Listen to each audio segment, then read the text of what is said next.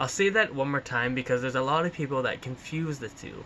There's a fine line difference between mental health and mental illness.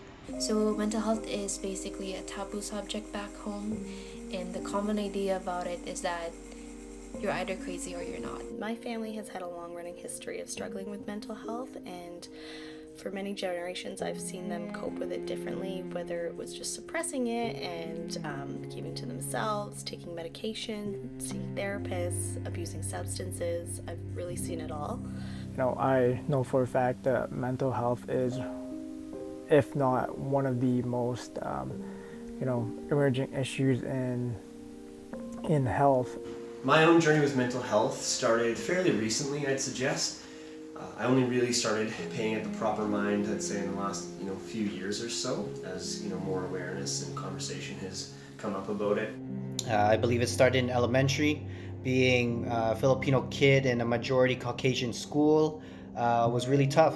The traditional parenting style of my culture consisted of verbal and physical abuse, which led to my anxiety. Poor self-esteem led to poor choices, and I didn't look at myself, I didn't love myself.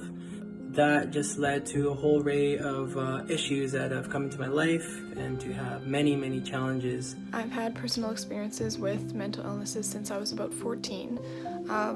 It was a very confusing time. I didn't understand what was going on in my mind until I was diagnosed with anxiety and depression. And for myself, my experience mostly was I had anxiety, I had panic. I at one point thought I was bipolar.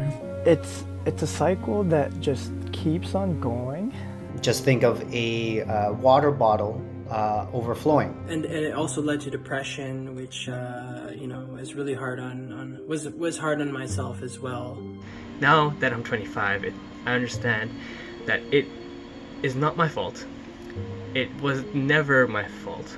I feel very lucky to be one of the persons that they, would go to kind of just like talk about how they're doing, without any kind of hesitation. Personally, I have had challenges throughout my life that have put me in positions where I do question my mental health, and I have fallen victim to negative thoughts, and a lot of times my actions reflect on those thoughts in those times. As for anxiety, I feel like it's something that I'll be dealing for the rest of my life. It's not something that I'm scared of because in the last few years I've learned healthy ways to cope with my anxiety while still living my best life.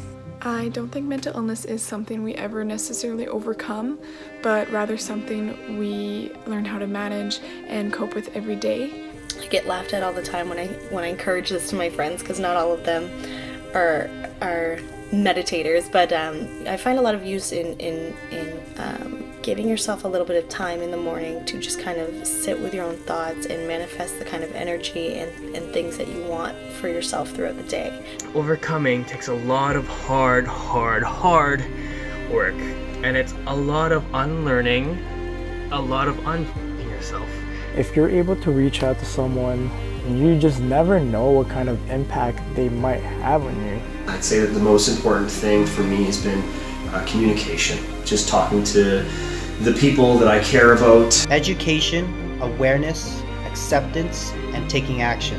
Another thing that helped me cope was working out. Seeing and feeling the results proved to me that when you persevere, you can overcome. You gotta deal with them one by one, and you have to have a very good sense of awareness. You gotta be aware, which comes back to the meditating. Baby steps again. Take steps. What really worked for me was journaling. Finding a way to express how I felt in a positive way that didn't necessarily harm anyone else. Having mental health concerns should not be considered as a weakness. But yeah, you're not alone. There's so many people out there that are experiencing the same things as you and want to talk. Things do get better, and there is always someone out there that is willing to help, no matter how alone you feel. Find someone you can cry with. It's just forgive yourself. Forgive yourself because it's not your fault. Be yourself. Don't be scared to open up. If you're going through a hard time, reach out. People care, and people are fundamentally good. And there's lots of good people out there. It takes time, but you have to believe in yourself. You have to believe you can overcome it. And when you do, when you truly love that, you can definitely move on and you can get past it.